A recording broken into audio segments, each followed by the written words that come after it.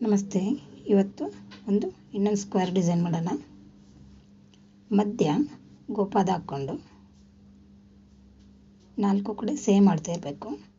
ಅಕ್ಕಪಕ್ಕ ಇದನ್ನು ನಾವು ಸಂಸ್ಕಾರ ಭಾರತದಲ್ಲಿ ಶ್ರಂಖಲ ಅಂತ ಹೇಳ್ತೀವಿ. ಈ ಬಳ್ಳಿ ಬರುತ್ತಲ್ಲ, ಅದೇ ಥರ ಕಂಟಿನ್ಯೂ ಮಾಡೋದು. ಮಧ್ಯ ಮೂಲೆಗೆ ಬಿಂದು ಇಟ್ಕೊಳ್ಳೋದು. ಗೋಪಾದದ ಮೇಲೆ ಒಂದು ಚಕ್ರ ಇಟ್ಕೊಳ್ಳೋಣ.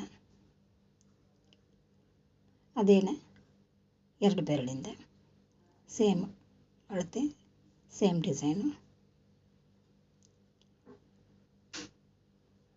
ಇವತ್ತೊಂದು ಕಲರ್ ಡಿಸೈನ್ ಬಿಡಿಸಿದ್ದೀನಿ.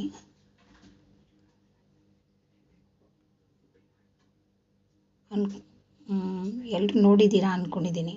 ನಿಮ್ಮ ಕಮೆಂಟ್ಸ್ ಬಗ್ಗೆ ಕಾಯ್ತಿರ್ತೀನಿ, ತಿಳಿಸಿ.